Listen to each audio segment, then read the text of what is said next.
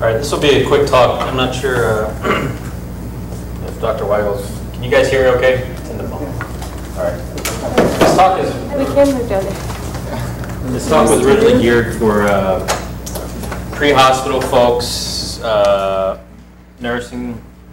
So it's a little bit more basic than might be appropriate for this audience. But we'll just go through it. Maybe.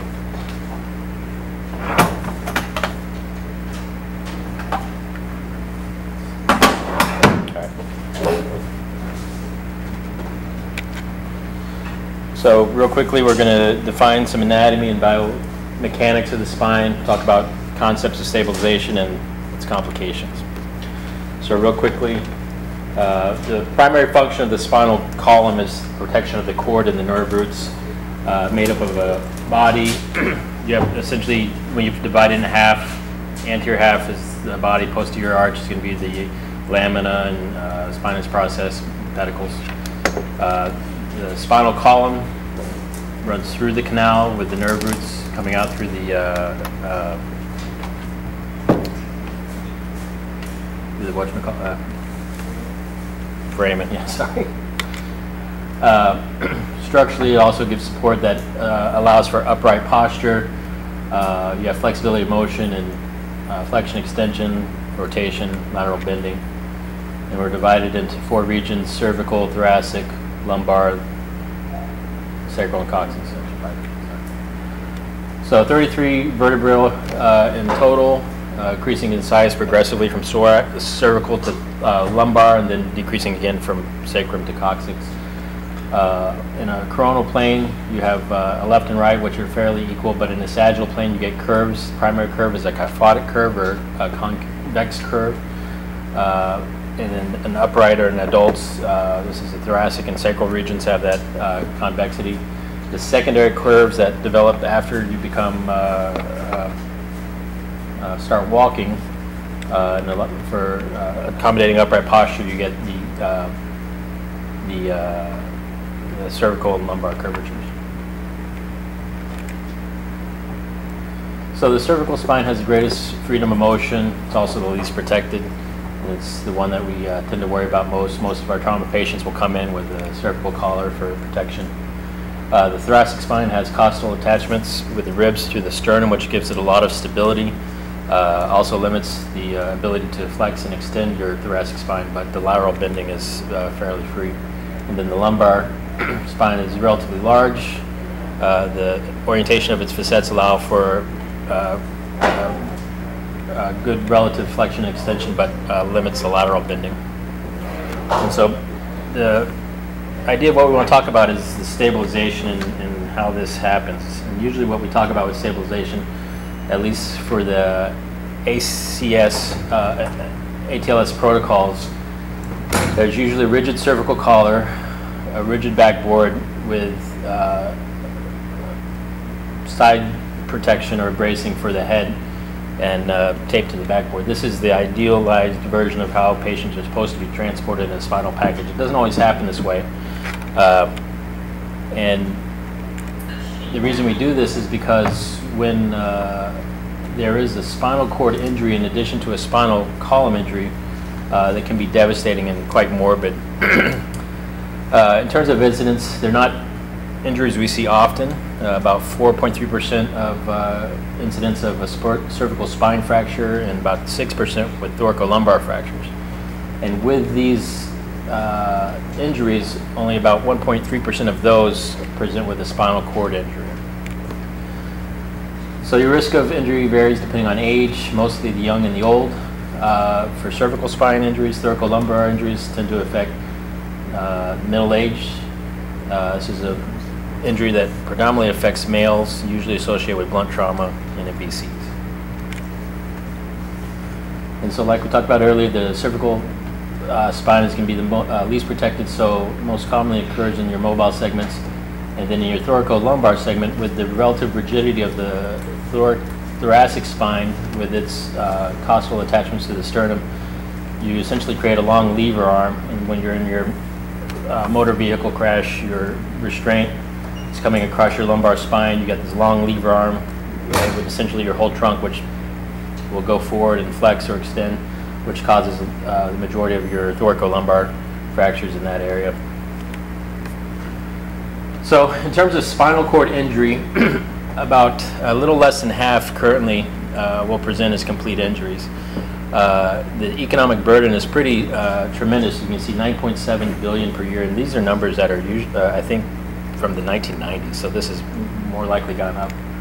And you can see lifetime costs for a paraplegic is going to be close to $500,000. For quadriplegic, for a 27-year-old, is upwards of $1 million, over $1 million. So the treatment for spinal column injuries begins at the scene. Like we say, an estimated 40% of patients. Sorry. Let me repeat. The key thing we want to do with spinal column injuries is prevent that progression to a cord injury. And a lot of the impetus for the ACLS and the ATLS protocols came in the 60s and 70s when there was a paper written that estimated up to a quarter of all spinal cord injuries occurred after the initial trauma, meaning there was a spinal column injury that was unstable. You had a pathologic shift of that fracture which injured the cord. Another thing to keep in mind is about up to a fifth of all injuries involve multiple non-contiguous levels. So you might have a cervical injury, you could have a thoracolumbar injury. So that's why it's the thought was that it's important to stabilize the entire spine with not only a rigid C-collar but a hard backboard. So this is currently what ATLS recommends. This is a very highly idealized of what we expect, but again, this doesn't always happen. And it's something that, honestly, what the purpose of this talk was is because we're starting to drift away from that ideal. Like I said, in the 70s, about over half of our cord injured patients presented as complete neurologic lesions. In the 80s, when a lot of the data was collected after the implementation of the ATLS protocols, the majority of our cord injuries were incomplete. And the thinking being that these spinal column injuries that were stabilized with these precautions, with your collar, your hard backboard, made that number reduce. But there's a lot of things that happened between these decades that also contributed to these numbers, namely seatbelt laws, drunk driving laws, a lot of different things that could have contributed to the decrease we saw in complete cord injured patients. So this was one of the early papers. It's hard to read up there. I think it's in the 1980s. This is a paper out of Australia, which showed that high incidence of deterioration after the initial trauma.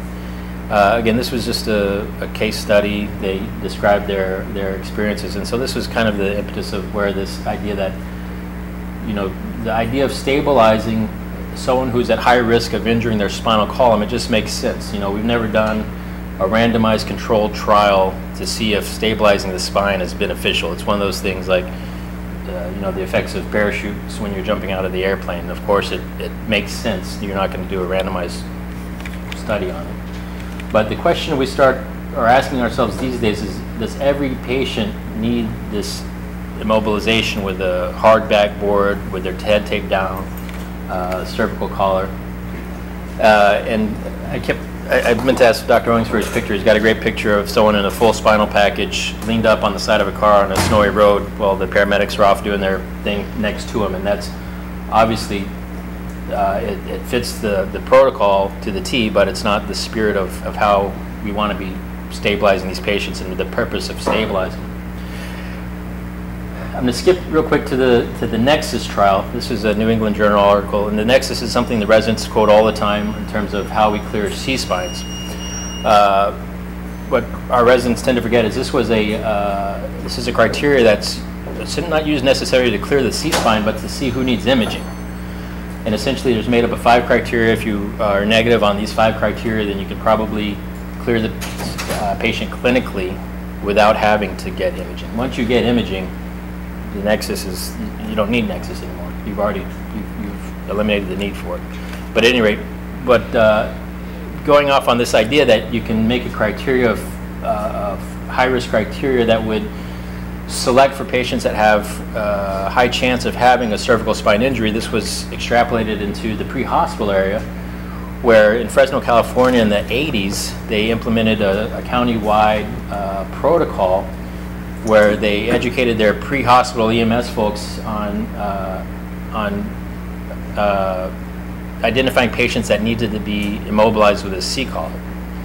And this was a 6-year period. They looked retrospectively at the data that was collected after they instituted this protocol, so it's prospectively collected data. And they found that they were very good at identifying the patients with injuries that would eventually need mobilization.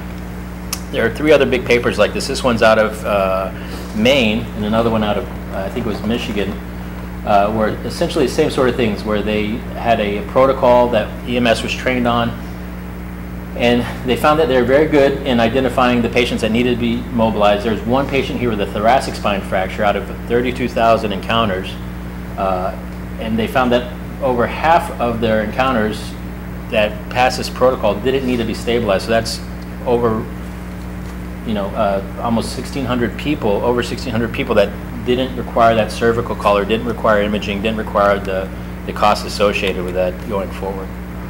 And some of the implications of the stabilization that we do with the backboard collar, it's uncomfortable. The application can be difficult, oftentimes not done properly. It delays transport. Doing these things at the scene, it delays transport to the trauma center. And some bigger issues is that now they're being postulated to be associated with increased ICPs. A lot of our spinal injured patients or spinal column injured patients have associated head trauma. And the last thing you want to do with a head trauma patient is do any maneuver that would increase that intracranial pressure and affect perfusion and lead to a secondary injury. And then the respiratory morbidity associated with spinal mobilization is also a big concern. So this was something I got off of Google, but you can easily walk around the hospital, and find a trauma collar that's just improperly applied. This is obviously, ridiculous, but it's not hard to find a trauma collar or a C collar that's not positioned well and not doing its job at all, and all it does is hinder care. This was a study that was done that demonstrated increased intracranial pressure, but it's really CSF pressure. They had a lumbar drain, they measured opening pressures, then they put a collar on. It did, it increased from an average of 177 to 202, and whether or not this is statistically significant and how that correlates from a lumbar pressure to CSF pressure is debatable. This is a study that was done on actually with patients with a bolt in their head, and it showed, and this was out of England, their cervical collar, I can't remember the type of collar they used, it's a little different, and the concern was that there's compression on the internal jugular and external jugular, which will limit outflow and lead to increased intracranial hypertension. And their study did prove that your ICPs rise when you put these collars on. Another issue, we have a fair amount of penetrating trauma here in more urban settings. It's a little ridiculous when you get a penetrating trauma patient that comes in with their cervical spine immobilized. There's absolutely no role in penetrating trauma for cervical spine immobilization. We're just talking about cervical spine here. You can extrapolate that to the thoracolumbar spine. The need to put these patients on a backboard and strap them down there really is no reason to do it. This is a good study out of Johns Hopkins, not out of shock, but at any rate, they did a retrospective study looking at penetrating injuries, gunshot wounds, and stab wounds. And they found that patients who had any spine immobilization, usually a C-collar, but sometimes a backboard, anytime they had any immobilization, they were twice as likely to die. And that's a huge number. To increase someone's chance of mortality just by stabilizing their spine, that's something that need to be looked at very carefully. And what they also demonstrated is, out of all their patients, I can't remember how big their study was. I didn't include the number. I think it was I want to say it was in the thousands. But none of their injuries, even when they were shot directly in the spinal column or stabbed in the spine, rarely ever were they unstable fractures. And essentially the number needed to treat to benefit one patient, upwards of 1,000 patients you'd have to put a collar on to do one patient any bit of good. Whereas the number needed to harm is only 66. So for the ER folks, I only see one of you. When you get that patient with a gunshot wound or stab wound, just take the collar off. It's not necessary. It's going to impede care. And this is out of the neurosurgery literature, and essentially this is for pre-hospital, for EMS protocols. And what they recommend is that all, again, this is reminiscent of the ATLS protocol. Anyone with a mechanism that has a high incidence of spinal column injury, that the spinal immobilization is appropriate. When you have trained personnel, when you have a instituted protocol with trained personnel that can benefit, that is effective in identifying at the scene patients with a higher risk of cervical spine fracture, those that need to be immobilized versus those that don't. And this kind of also harkens back to the nexus criteria, being awake, alert, non-intoxicated, no neurologic deficits. Then these are the people who, these are the criteria that at minimum should be included in that pre-hospital clearance. The old way of using sandbags without a collar, just sandbags next to the head and tape, that's not recommended. Most basic units, I've never, the rare instance where we have patients that don't arrive with a rigid collar are the patients that are obese with no neck, or the small pediatric patients where they just don't have a collar that fits. It's still not recommended. Do your best to immobilize, either have someone hold the head, but using sandbags and taping the head, you end up, especially with pediatric patients with a big occiput, you end up flexing the neck more. You could occlude the airway, and you actually don't stabilize the spine.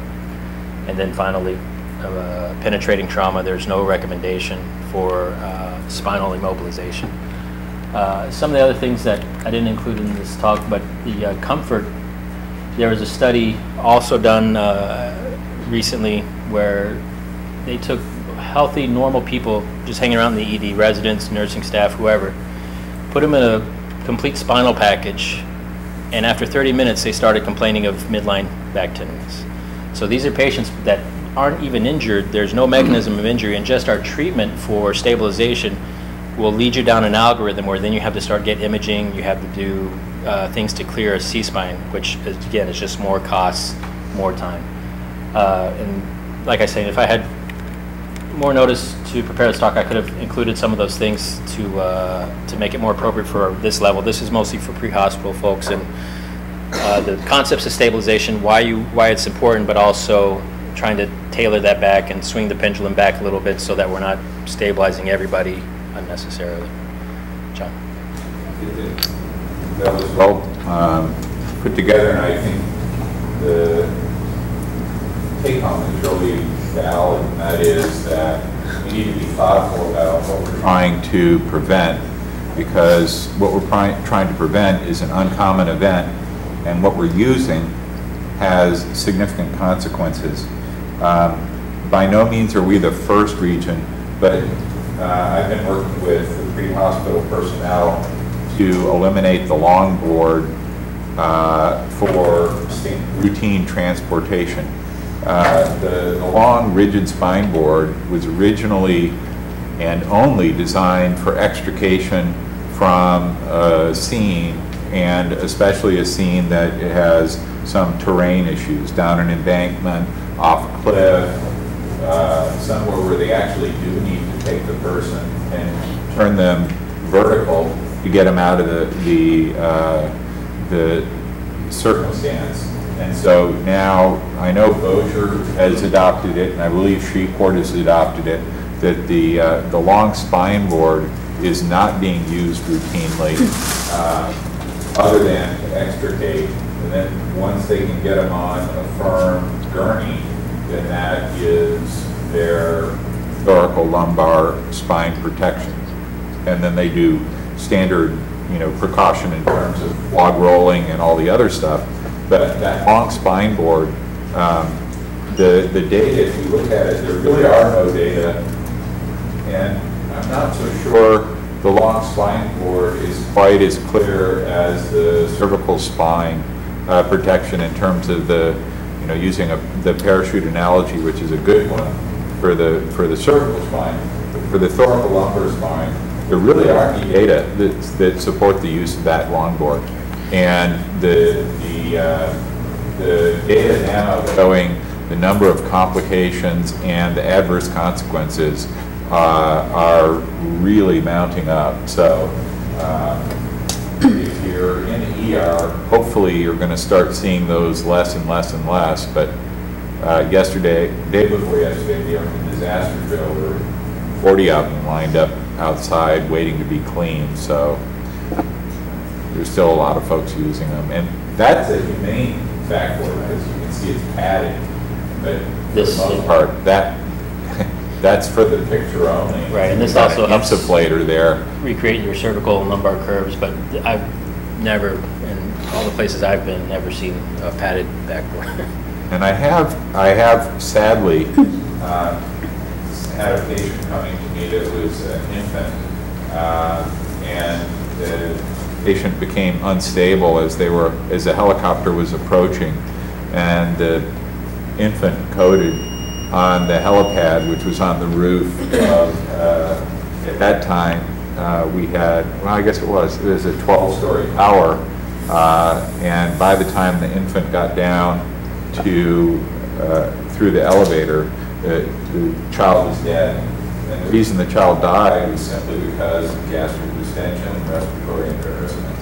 And so, a child on a longboard without really significant elevation of the shoulders and the back, as Jay pointed out, is not only potentially dangerous, I've actually seen it kill somebody's baby. And that's just, that to me, there's one and done. And I mean, one is not an acceptable number. And so I can never get my number down below 1. I've seen it, and it's awful. So, good talk. Sarah? How do you want to deal with a scenario when there's an old patient, mild dementia, and we don't know the events at the scene, come with a C-collar? Is it safe on that patient? We should get a CT of any doubt MRI to rule out any ligaments or bony injury? So, when the historian is not that great as a demented patient, we see a lot of old age patients these days with dementia. Is there a separate thought for those subset of patients?